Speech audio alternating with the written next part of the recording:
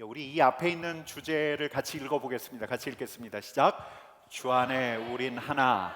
주 안에 우린 하나. 오늘 첫 번째로 감사하며 살기 함께 나누려고 합니다. 제가 한 테이블에 둘러 앉았습니다. 근데 이 가운데 앉아있던 저보다 2살 많았던 누나는 꼭 이렇게 시작을 했습니다. 지난 한 주 좋았던 일, 감사했던 일 있었니? 여러분, 이런 자리가 저한테는 굉장히 낯설었습니다. 생소했습니다. 눈을 동그랗게 뜨고 저를 쳐다보는 그 누나, 아주 살짝 미소를 띠면서 말하는데, 그 미소와 함께 던져졌던 그 질문이 얼마나 처음엔 닭살 돋았는지, 지난 한 주 감사했던 일, 좋았던 일, 감사했던 일 있었니?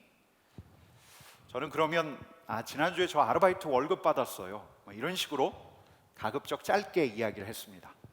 근데 어떤 신실한 자매는 그런 자리에서 저보다 굉장히 길게, 훨씬 길게 말하곤 했습니다. 굉장히 사소하기 그지없는 일이었는데, 저는 처음에는 어쩜 저 일을 저렇게 해석할까?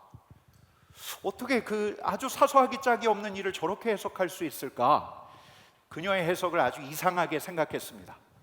버스를 타고 가다가 내릴 때 넘어져서 무릎이 까졌는데, 이 무릎 까진 사건이 하나님께서 그 자매를 깨우친 사건이었다고 이야기했습니다. 교보문고에 갔다가 뜻하지 않게 누구를 만났는데, 마침 그를 통해서 하나님께서 자기에게 전해준 말이 있다고. 굉장히 우연한 일이었는데 그녀는 그것을 신앙적으로 해석해 갔습니다.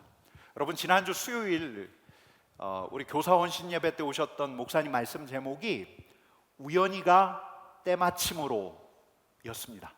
우연히가 때마침으로, 아무렇지도 않은 일, 정말 우연히 일어난 일을 하나님께서 자기 자신에게 두신 사건으로 이해를 하고 해석을 하는데, 그게 너무너무 기이했습니다. 여러분, 저는 대학에 들어가서 뜨내기 신앙인으로 살았습니다. 그래도 마음 한켠에 신앙이 아예 없는 게 아니었던지라, 목회자의 자녀였던지라 주일 예배는 늘 혼자 참여하곤 했는데 공동체의 발길은 딱 끊었습니다. 근데 대학 4학년 때 청년 공동체에 다시 들어가게 되었는데, 이 예배 후에 드리는 이 모임이 너무너무 이상했습니다.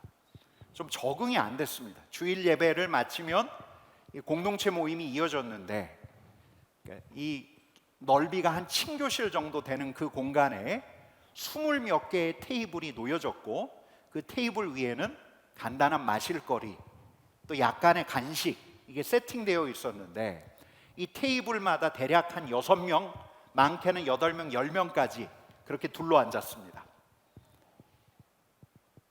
아마 우리식으로 이야기하면 샘 리더인데, 당시에 저희는 조장이라고 불렀는데요, 저희 조장은 청년부 목사님께 그렇게 인도하라고 배워서 그랬는지, 아니면 조장으로서 축적된 자기만의 노하우 때문이었는지 늘 이 어색한 질문으로부터 시작했습니다. 지난 한 주 별일 없었어? 감사했던 일 없었니? 감사했던 일, 좋았던 일. 처음에는 이 질문이 굉장히 생소하게 들렸는데, 어색하게 들렸는데, 이 시간이 지나면 지날수록 그 공동체에 있으면 있을수록 익숙해지는 겁니다. 아니, 익숙해진다기보다는 점점 좋아졌습니다. 처음에는 형식적으로 참여했던 저도 언제부턴가는 좋았던 일, 저한테 감사했던 일을 나누곤 했습니다. 여러분, 제가 머리가 커서 만났던 교회 공동체는 바로 그런 곳이었습니다. 그러니까 감사를 발굴하고 감사를 나누는 공동체.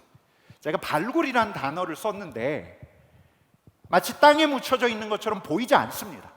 유적처럼 보이지 않는데, 이걸 찾아내니까, 별일도 아닌 걸 섭리로 해석하니까,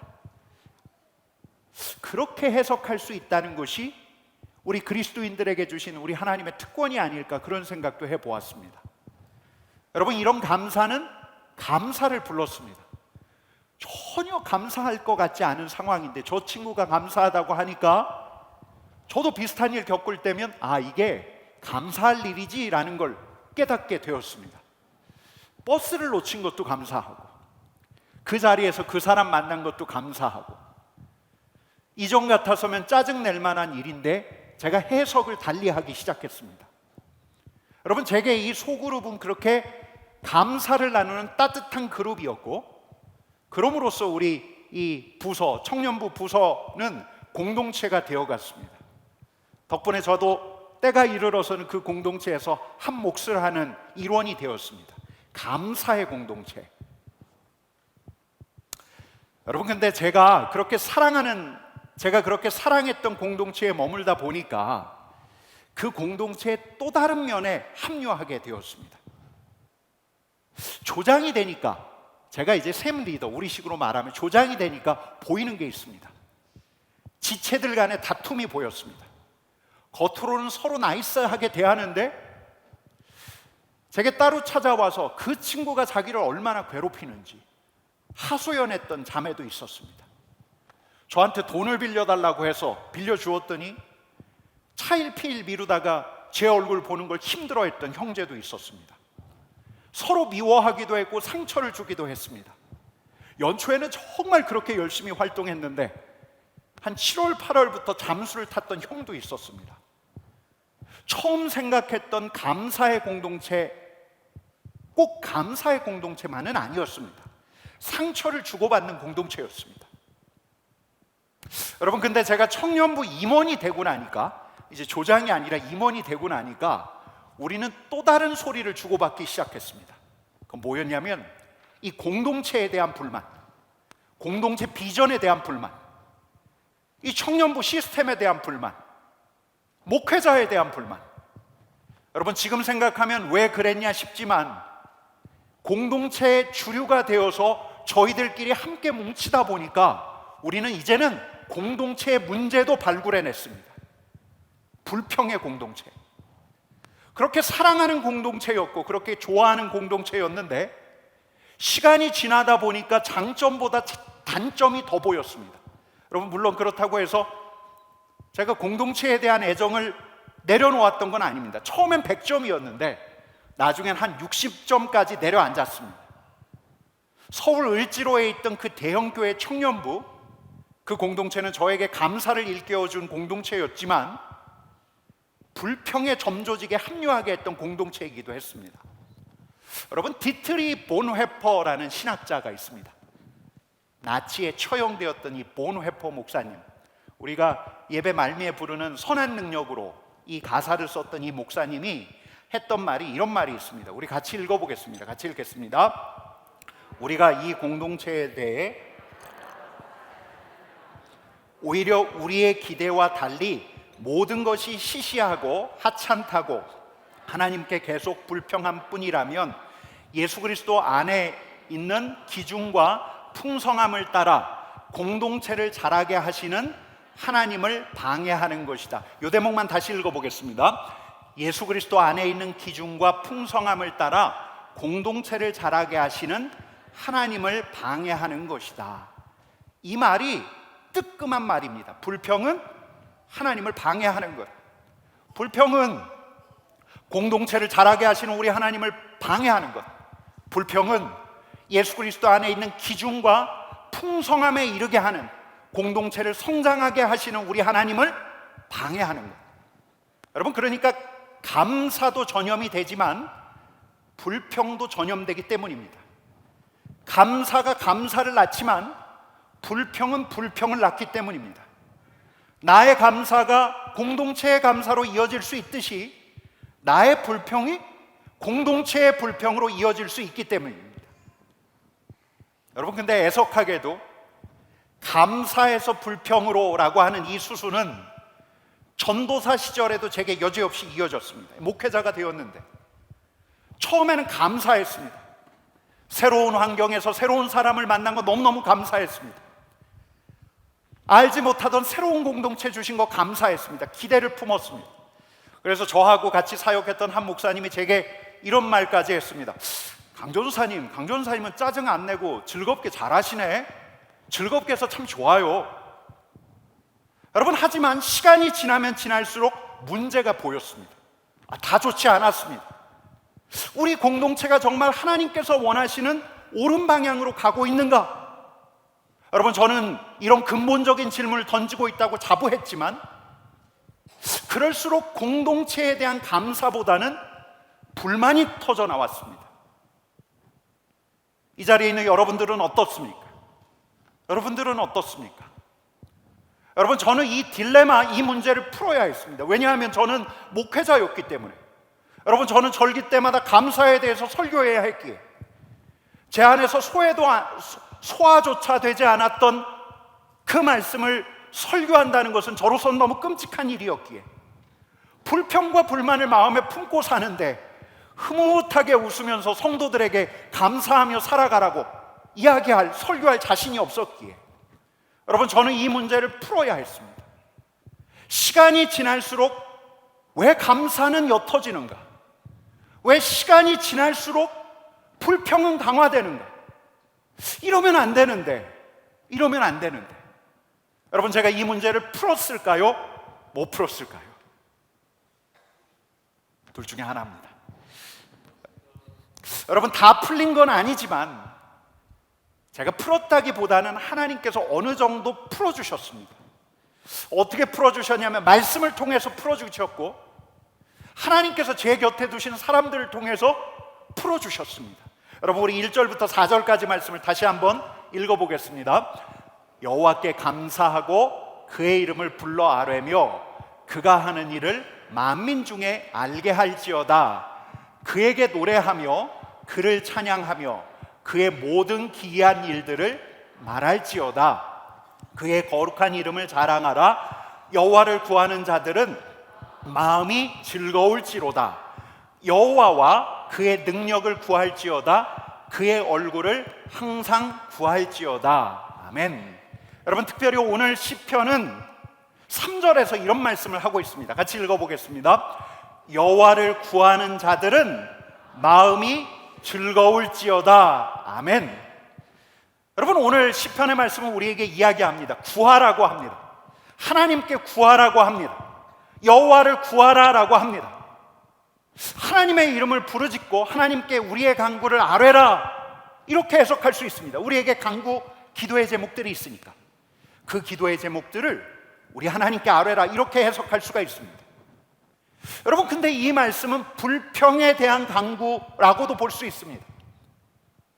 여러분, 불평을 사람들에게 쏟아내면, 그러니까 내 불평을 우리 아버지에게, 내 친구에게 쏟아내면 불평은 전염되지만 불평을 우리 하나님께 쏟아내면 불평은 아주 기이한 방식으로 우리 하나님께 흡수됩니다. 여러분, 그러니까 하나님께 쏟아놓는 불평은 하나님을 향한 요청이 됩니다. 하나님을 향한 간구가 됩니다. 하나님, 저 도저히 답답해서 못 견디겠습니다. 하나님, 그 사람은 왜 그런 겁니까? 도대체 왜 그러는 겁니까? 여러분, 불평을 토해내면, 불평을 작심하고 우리 하나님께 토해내면 기이한 감정의 변곡점이 생깁니다. 변곡점입니다. 바닥을 향해서 내려가던 감정이 방향을 틉니다. 하나님께 틀다 보면, 불평을 토해내다 보면, 그래도 하나님이 나와 함께 하시는구나. 그래도 하나님께서 견디게 하시는구나. 이것마저도 하나님께서 내 앞에 두셨으니까 하나님의 큰 그림이 있겠구나. 여러분, 이렇게 불평을 토해내다 보면 신뢰가 싹 트는 어떤 지점이 있습니다.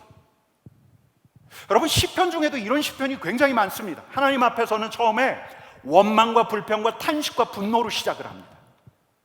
그런데 탄식과 불평이 어느 순간 딱 멈추고 결국 시인은 하나님의 선하심과 인자하심을 노래하게 됩니다. 여러분, 저는 이 시편을 보다가 너무 이상했습니다. 감정이 일관되지 않잖아요. 감정이 일관되지 않으니까 이건 정직한 고백이 아니라고 여겼습니다.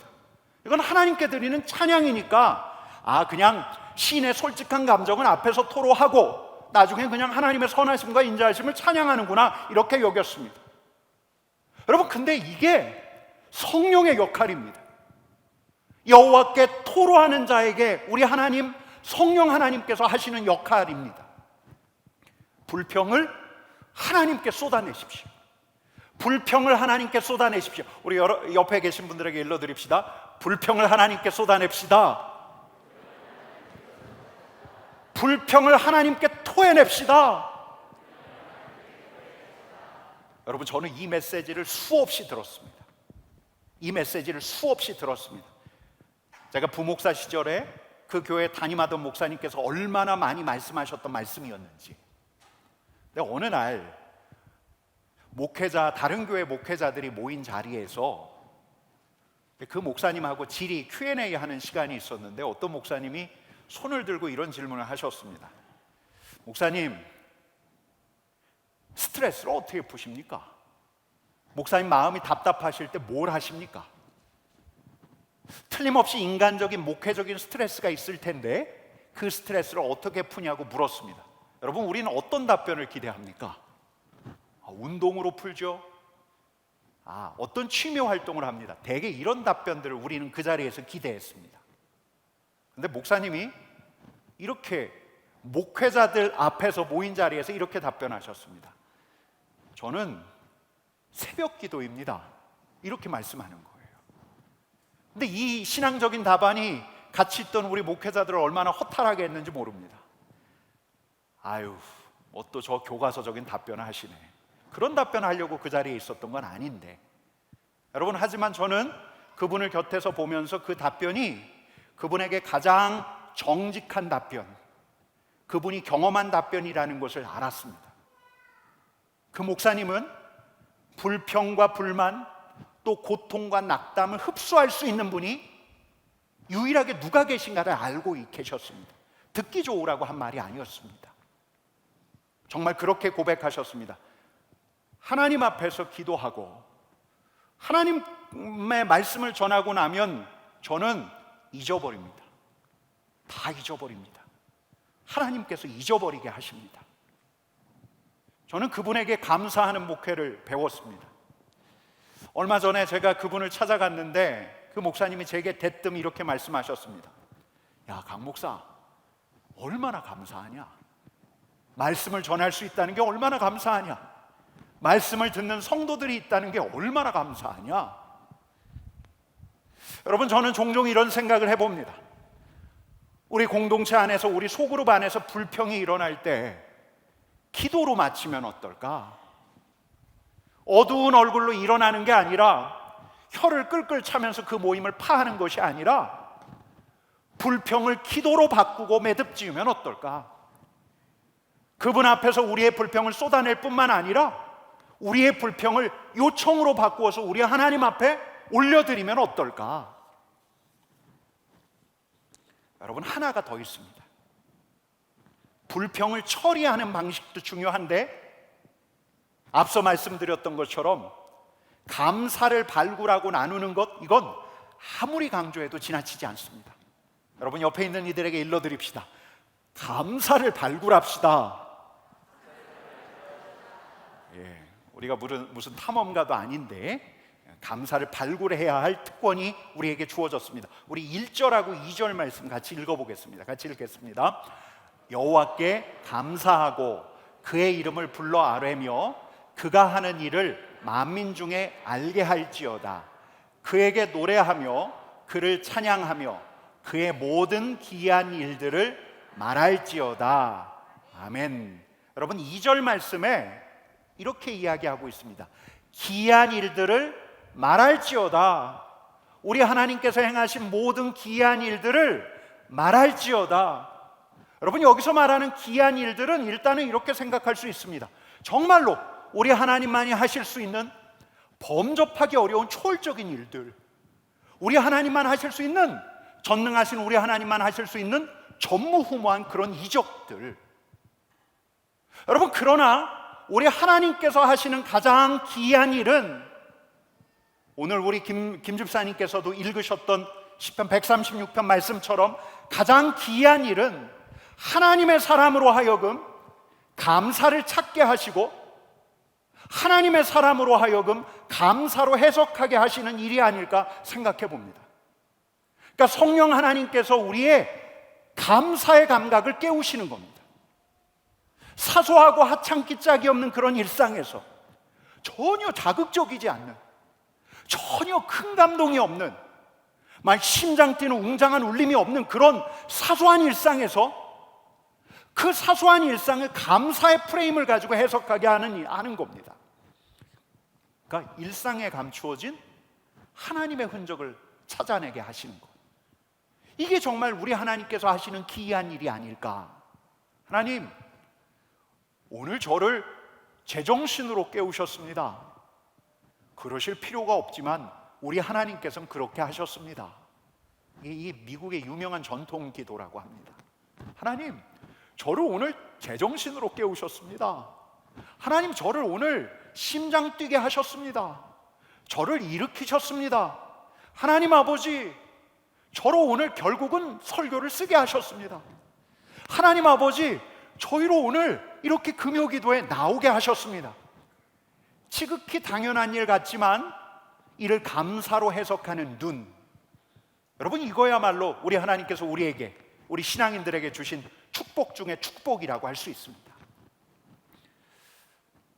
여러분, 제가 언젠가 요한복음을 연구하다가 충만이라는 단어에 주목을 했습니다. 충만하면 무엇 충만을 이야기하지요? 그렇습니다. 성령 충만. 성령으로 충만하라. 여러분, 근데 요한복음을 읽다 보니까 이 충만과 짝을 이룬 또 다른 단어 하나가 눈에 띄었습니다. 여러분, 그게 무엇인지 아십니까? 기쁨입니다. 기쁨. 저는 그래서 이런 단순한 결론을 내려보았습니다. 아, 성령 충만은 기쁨 충만이구나. 성령 충만은 감사로 충만한 삶이구나. 성령 충만한 삶이야말로 우리가 하나님의 인도하심 가운데 살고 있다는 것을 고백하는 삶, 이게 성령 충만한 삶이 아닐까 하는 생각도 해보았습니다. 여러분, 근데 그뿐만이 아닙니다. 하나님께서 하시는 그 기이한 일이란 감사를 찾게 하시고 감사를 해석하게 하는 일이라고, 감사로 해석하게 하는 일이라고 말씀드렸는데, 심지어는 이런 순간에조차 계속됩니다. 불평과 불만을 토로해야 하는 순간에도 감사하게 하시고, 비통한 마음에 사로잡힐 수밖에 없는 상황에서도 감사하게 하시고, 여러 사람들이 봐도 그렇게 안타까운 상황에서도 그럼에도 불구하고 감사하게 하시는 일. 오늘 김 집사님께서 말씀하셨지만 제가 입교문답하다가 은우에게 물었습니다. 은우야, 하나님이 어떤 분이니? 성령 하나님이 어떤 분이니? 은우가 이렇게 답변했습니다. 저를 위로하시는 분이요, 저를 위로하시는 분이십니다. 위로자 되신 성령 하나님, 위로자 되신 우리 하나님. 여러분, 우리가 오늘 이런 간증 안에 있습니다. 감사할 수 없는 상황에서도, 여러 사람들이 보기에 감사할 수 없는 상황에서도 우리로 감사의 제목을 찾게 하시고 우리 하나님의 선한 인도하심을 바라게 합니다. 이거야말로 우리 하나님께서 우리에게 행하시는 놀라운 기이한 일이 아닙니까? 무엇이 기이한 일입니까? 우리 안에서 생각지 못했던 놀라운 기적과 이적이 일어나는 것이 우리에게 기이한 일입니까? 기이한 일입니다. 그러나 그 무엇보다도 기이한 일은 우리가 이 하찮은 일상 감사하며 살아갈 수 있다는 것, 우리 하나님께서 행하시는 기이한 일입니다. 그래서 우리는 행복이란 노래도 부를 수 있습니다. 우리 하나님께서 행하시는 기이한 일이란 감사할 수 없는 그런 상황에서도 우리로 감사하게 하시고 그분을 바라보게 하시는 것, 그거야말로 우리 하나님께서 행하시는 기이한 일입니다. 여러분, 그래서 1절 말씀에서는 이렇게 말씀하고 있습니다. 그가 하는 모든 일을 만민 중에 알게 할지어다. 감사를 간증하라고 하십니다. 여러분, 주님의 공동체는 감사하는 공동체입니다. 감사를 찾아내고 감사로 반응하는 공동체. 여러분, 이런 공동체라야 비로소 서로가 서로에게 감사할 수 있습니다. 여러분, 정말 그렇잖아요. 우리의 감정, 우리의 생각은 우리에게만 머물러 있지 않습니다. 우리 곁에 있는 이들에게 흘러갑니다. 전염이 됩니다. 내 곁에 있는 사람에게 전염이 됩니다. 내가 감사의 기쁨 고백할 수 있으면 내 곁에 있는 이들도 감사를 고백합니다. 감사를 발견하는 거 옆으로 전수됩니다. 내가 감사하면 그도 감사하고, 내가 감사하면 우리 가족도 감사하고, 내가 감사하면 우리 공동체도 감사합니다. 또 내가 하나님께 감사하면 나는 하나님께 뿐만 아니라 내 곁에 두신 하나님의 사람에게도 감사할 수 있습니다. 내가 그에게 감사하면 그를 내 곁에 두신 우리 하나님께도 감사할 수 있습니다. 여러분, 우리 공동체가 우리 주님께서 원하시는 공동체다운 공동체가 되기 위해서는 어쩔 수 없이 터져나오는 불평, 또 비난을 감내하고 이겨내는 공동체가 되기 위해서는 먼저 우리 안에서 감사의 고백이 터져나와야 할 것입니다. 서로가 서로를 축복하고 감사를 격려하는 공동체가 되어야 할 것입니다. 감사를 나누셨으면 좋겠습니다. 16세기 영성가 중에 십자가의 요한이 있습니다. 이분이 하나님께 물었습니다. 하나님, 뭐가 은혜입니까? 은혜 하는데 뭐가 은혜입니까? 그러자 주님께서 이렇게 답변하셨습니다. 얘야, 일어나는 모든 일이 은혜란다. 요한이 떨떠름한 표정으로 주님을 쳐다보았습니다. 그러자 우리 주님께서 이렇게 말씀하십니다. 사랑하는 이들은 연인의 품에 있는 모든 순간을 은혜라고 한다. 너의 삶 전체가 나의 품 안에 있다. 여러분, 우리에게 너무나 잘 알려진 찬양 우리 같이 한번 부를까요? 우리 같이 일어나서 부릅시다.